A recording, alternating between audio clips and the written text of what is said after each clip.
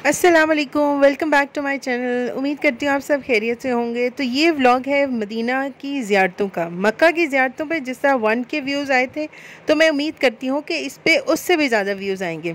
तो ये मैंने आपको दिखाया था कि रोज़ा रसूल पे हाज़िरी के बाद मैं वापस अपने कमरे में आ गई और उसके बाद हम चलते हैं नाश्ते की तरफ। सुबह सवेरे नाश्ता जो है वो हमने होटल में किया, यानी पुलमन जमजम होटल का नाश्ता था, बुफ़े नाश्ता था, वो किया। वो मैं आपको दिखाती हूँ। ये देखिए, मैं आपको दिखा रही हूँ नाश्ता, और मज़ेदार सा यमी नाश्ता। एक बात है कि मैंने आपको पहले भी बताया था, मक्का और मदीना में ये होता है कि जो खाना होता है ना वो थोड़ा सा फीका होता है। हम एशियंस के लिए थोड़ा हमें चटपटा चटखारा टाइप चाहिए होता है। खैर एनीवेज, यहाँ से मैंने फलाफल ले लिया था। ये एक अरेबिक डिश ही होती है, मुझे तो बस ठीक ही लगी। ठीक है, साथ यही चावल, मैंने आपको बताया था कि नाश्ते में चावल भी मिल जाते थे, जिससे हम एशियंस का जो है वो सुकून से गुजारा हो जाता था। ये फ्राइड चिकन देखें, आपको नज़र आ रहा है, ये फ्राइड चिकन मैं डाल रही हूँ प्लेट में। फ्राइड चिकन के बाद आगे चलते हैं कि और क्या खाया जाए। फिर मैं पहुँच गई यहाँ से चावल डालने, क्योंकि चावल जो है ना वो मेरे बहुत फेवरेट हैं। ये दाल सूप भी है, अगर आपने दाल सूप पीना है तो ये दाल सूप भी आपको मिल जाएगा। खैर एनीवेज, नाश्ते के बाद हम बैठ गए मदीना साइट सीइंग की बस पे। ये जो साइट सीइंग की बस है ये आपको डिफरेंट स्टॉप्स पे ले जाती है। हर स्टॉप पे आप उतर सकते हैं और फिर अगली स्टॉप पे जो है वो आप चढ़ सकते हैं। आपने सिर्फ ये करना है कि आपके मोबाइल में स्क्रीनशॉट होना चाहिए बुकिंग का, तो आप वो जब भी चढ़ेंगे बस पे तो आपने बस वो दिखाना है, तो आपको वो इन कर देगा। ठीक है जी, ये जो हम चल पड़े हैं, ये पहला स्टॉप जन्नतुल बकी की बैक साइड पे और दूसरा स्टॉप है जन्नतुल बकी की फ्रंट साइड पे, जहाँ से मैंने आपको दिखाया था हम एंटर होते हैं। ये स्टॉप नंबर 2 से ये जन्नतुल बकी। जब आप बैठते हैं तो वही आपको मैप भी दे देते हैं और साथ आपको हेडफोन्स दे देते हैं। आपने वो प्लग इन करने हैं और फिर आप अपने लैंग्वेज सेलेक्ट करेंगे और जिस जगह से गुजरेंगे वो आपको उसकी हिस्ट्री बताता चलेगा। पहला स्टॉप ये म्यूज़ियम है। इसमें दुनिया का सबसे हैवीएस्ट कुरान भी है और सबसे लाइट वेट कुरान भी इस म्यूज़ियम में ही मौजूद है। यहाँ पे हम उतरे नहीं थे, लेकिन ये जो इन्फॉर्मेशन मैं आपको बता रही हूँ ये मैंने आपको जैसे बताया, हेडफोन्स आप लगाएं तो आपको इन्फॉर्मेशन वो बताते जाते हैं जिस लैंग्वेज में आप चाहें। इंग्लिश उर्दू दोनों की ऑप्शंस होती हैं, तो ये उसी इन्फॉर्मेशन से बता रही हूँ।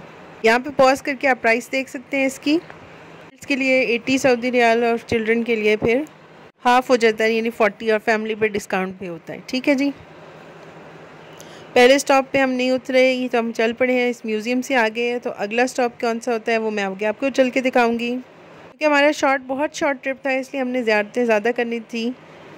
और जो सबसे हैवीएस्ट कुरान है उसका वेट है 184 kg, और ये कुरान ऊँटों पे लाद के लाए थे। और जो सबसे स्मॉलेस्ट है वो 23.2 सेंटीमीटर, वो भी इस म्यूज़ियम में आपको मिल जाएगा। ये जो सफ़ेद मस्जिद नज़र आ रही है इसको हज़रत अली की मस्जिद कहा जाता है, और ये कुबा स्क्वायर है। ये जो मस्जिद आपको नज़र आ रही है इसको कहते हैं मस्जिद अल गमामा। मैं ऊपर टेक्स्ट में भी लिख दूंगी ताकि आपको कन्फ्यूजन ना हो।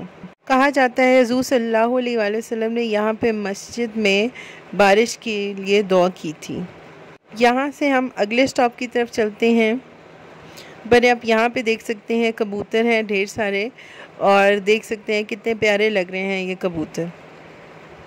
अच्छा, मैं ये व्लॉग जो है इसको बिल्कुल एडिट कट नहीं करूँगी, क्योंकि मैं चाहती हूँ कि आप सारी ज़ियारतें देखें। हो सकता है ये ज़ियारतों का पार्ट 1 हो, पार्ट 2 भी आए, या हो सकता है इसी में कवर हो जाए, वो आगे चल के आपको पता चल जाएगा। ये थर्ड स्टॉप है। ये स्लो मोशन में मैंने वीडियो बनाई थी कि कबूतर जो है बहुत प्यारे लग रहे थे, आप भी मेरे साथ एंजॉय कीजिए। देखिए यहाँ पे आपको नज़र आ रहा होगा, ये सब जो ब्लैक ब्लैक नज़र आ रही है सब कबूतर हैं, और ये देखने में बहुत ही प्यारे लगते हैं। कबूतरों के बारे में भी इसी बस के अंदर हमें पता चला कि ये कबूतर कहाँ से आते हैं ये अभी तक किसी को मालूम नहीं, और ये ख़ुद ब खुद माइग्रेट होके यहाँ पे आते हैं, तो ये इस शहर को और मज़ीद रौनक बख्शते हैं। हुज़ूर सल्लल्लाहु अलैहि वसल्लम के शहर में इन कबूतरों ने भी अपना घर बसाया हुआ है। अल्लाह हम मुझे भी इस शहर में एक छोटी सी जगह दे दे, आमीन।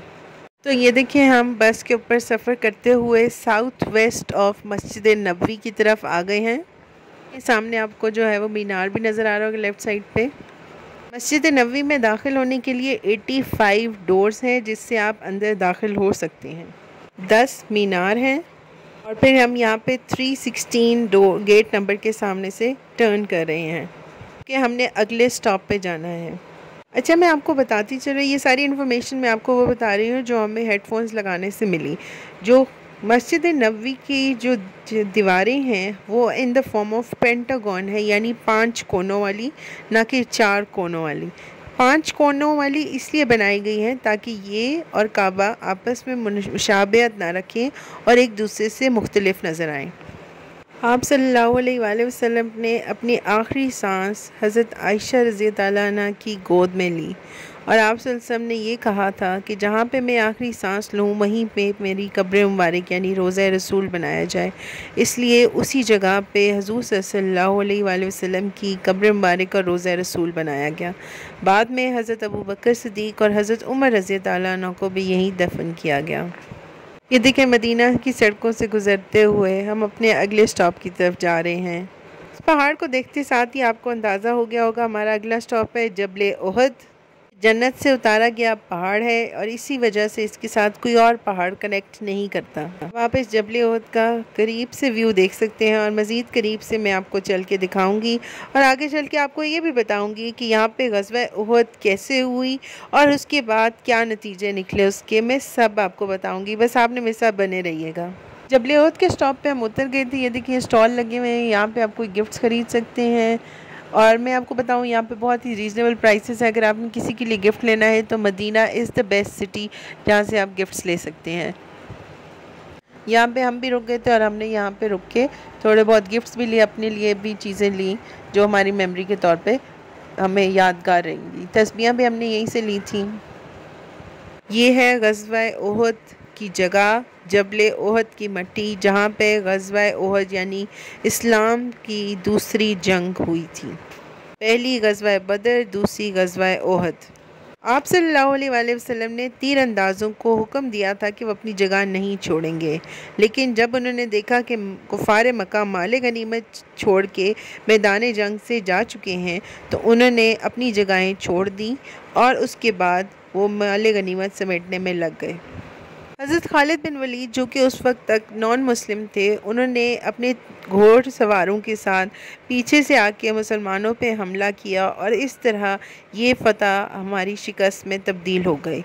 इसी जंग के दौरान, इसी ग़ज़वा के दौरान हुज़ूर सल्लल्लाहु अलैहि वसल्लम का दंदान मुबारक भी शहीद हुआ और एक टाइम था जहाँ पे ये अफवाह फैल गई कि खुदा न खास्ता हुज़ूर सल्लल्लाहु अलैहि वसल्लम की जान भी चली गई है, जिसकी वजह से अफरा तफरी फैल गई। लेकिन बाद में ये बात क्लियर हो गई कि हुज़ूर सल्लल्लाहु अलैहि वसल्लम का सिर्फ दंदान मुबारक ज़ख्मी हुआ है। मुसलमानों ने इस जंग से ये सबक सीखा कि जो उनका लीडर उनको जो हुक्म देता है वो उससे बिल्कुल आगे पीछे ना हो, यानी कि वो वही करें जो उनका लीडर उनको कहता है। और हुज़ूर सल्लल्लाहु अलैहि वसल्लम की अताअत करना ज़िंदगी और आखिरत की कामयाबी का एक ज़रिया है। मस्जिद है जो कि ग़ज़वा ओहद की जगह पे बनाई गई थी और साथ ही वो कब्रिस्तान है जहाँ पे इस ग़ज़वा के शोहदा को दफन किया गया था और आप सल्लल्लाहु अलैहि वसल्लम के चचा भी यहाँ पे दफन है, जिनका कलेजा निकाल के हिंदा ने कच्चा चबाया था। तो ये वो चचा हैं उनके जिनको यहाँ दफन किया गया था। यहाँ पे कब्रिस्तान के पास रुक के आप थोड़ी देर फातिहा ख़्वानी भी कर सकते हैं और इस मस्जिद में नवाफिल भी अदा कर सकते हैं। मैंने भी इस मस्जिद में नवाफिल अदा किए थे। आगे चल के मैं आपको कब्रिस्तान दिखाऊंगी। ये देखें, ये है वो कब्रिस्तान जहाँ पे शोहदाए ग़ज़वा ओहद जो है वो तदफीन उनकी यहाँ पे की गई थी और उसी में हुज़ूर सल्लल्लाहु अलैहि वसल्लम के प्यारे चचा भी यहाँ पे दफन हैं। ये वो ओहद की जगह है जहाँ पे तीरंदाज़ों को खड़ा किया गया था। कुछ लोग यहाँ से मट्टी भी ले जाते हैं। मेरी आपसे दरख्वास्त है कि प्लीज़ ये मट्टी वहीं पे रख दिया करें, क्योंकि ये वो उस जगह की अमानत है। आप सिर्फ वहाँ पे जाके देखें और वहाँ पे जाके नफिल अदा करें और प्लीज़ वहाँ से मट्टी मत लेके आइएगा। मट्टी एक सिर्फ़ और सिर्फ सिंबॉलिक रिप्रेजेंटेशन है और कुछ लोग ये कहते हैं कि उस मट्टी से खून की खुशबू भी आती है। ऐसा कुछ भी नहीं है। पे खड़े होकर हम अपने बस की वेट कर रहे थे और यहाँ से देखिए ये ब्रिज है। ब्रिज क्रॉस करने के बाद सामने गज़वा ओहद का पहाड़ आपको जबल ओहद नज़र आता है। अक्सर लोग यहाँ पे बसेस पे भी आते हैं, कुछ लोग जो है प्राइवेट टैक्सीज़ भी हायर करते हैं, जिससे आपको कंफर्टेबल हो आप जो है वो उसी लिहाज से आएगा। लेकिन बस पे आने का एक फ़ायदा ये हुआ कि हमें इन्फॉर्मेशन साथ साथ मिलती गई। ओहद के स्टॉप से मैंने सोचा क्यों ना आगे बैठ जाए और मुझे जगह भी मिल गई क्योंकि यहाँ से व्यू अच्छा आता है। तो ये मैं आगे से आपको व्यू दिखा रही हूँ। देखिए ये साइन बोर्ड्स भी, ये जा रहा है काबा की तरफ, रास्ता मक्का की तरफ जाता है और फिर यही रास्ता आगे तबूक की तरफ भी जाता है। ये आप साइन बोर्ड्स देख भी सकते हैं। अगला जो स्टॉप आएगा वो है अल नूर शॉपिंग मॉल। वहाँ पे सुना है कि बहुत ही अच्छी चीज़ें मिलती हैं। हमारे पास टाइम कम था, ये रहा अल नूर शॉपिंग मॉल, तो हम यहाँ पे नहीं रुके थे। और साथ साथ ये देखिए बस के ऊपर दुआ भी लिखी हुई है, सफ़र की दुआ, सुब्हानल्लज़ी सख़्खरलना हाज़ा वमा कुन्ना लहू मुक़रिनीन व इन्ना इला रब्बिना लमुनक़लिबून। उनका कोई फेमस प्लेस लग रहा था। देखिए राइट साइड पे हार्डीज़ नज़र आएगा, आगे मैकडॉनल्ड्स है। यहाँ पे फूड आउटलेट्स बहुत सारे थे, तो कोई फेमस प्लेस ही होगा। मुझे नहीं पता ये कौन सी जगह थी क्योंकि अरबिक में लिखा हुआ था, इसलिए मुझे कुछ समझ नहीं आ रहा था। हमारा अगला स्टॉप है मस्जिद किबलतैन, जो कि आपको सामने नज़र आ रही है। ये वो जगह है जहाँ पे हुज़ूर सल्लल्लाहु अलैहि वसल्लम को दौरान नमाज ये हुक्म हुआ था कि आप अपना किबला के रुख जो है वो यरूशलेम से मक्का की तरफ कर दें। आप सब जानते हैं कि पहले मुसलमान यरूशलेम की तरफ मुँह करके नमाज़ पढ़ते थे और हुज़ूर सल्लल्लाहु अलैहि वसल्लम दिल ही दिल में इस बात से नाखुश थे क्योंकि वो चाहते थे कि मुसलमानों का किबला जो है वो काबा हो जाए। आप सल्लल्लाहु अलैहि वसल्लम की ये दुआ अल्लाह ने कबूल की और ये यूँ मस्जिद किबलतैन में दौरान नमाज आप सल्लल्लाहु अलैहि वसल्लम को हुक्म हुआ।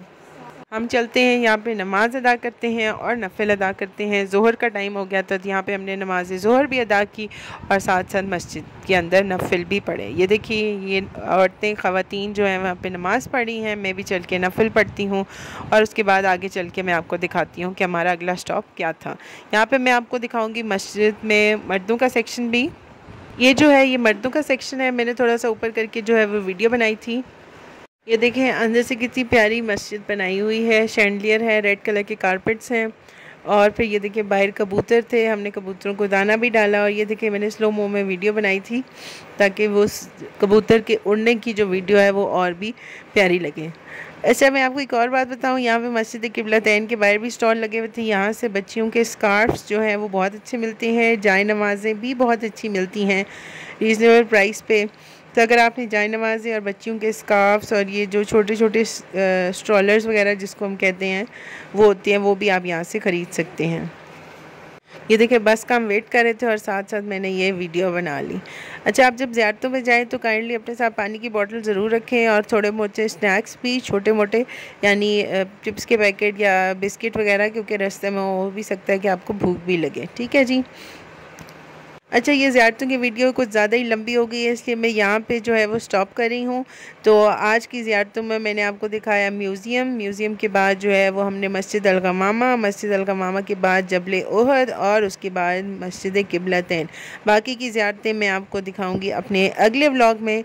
उसके लिए आपने मेरा व्लॉग जो है वो लाइक, शेयर और सब्सक्राइब ज़रूर करना है। और यहाँ से हम तैयारी पकड़ रहे हैं चलने के लिए और मिलते हैं नेक्स्ट व्लॉग में।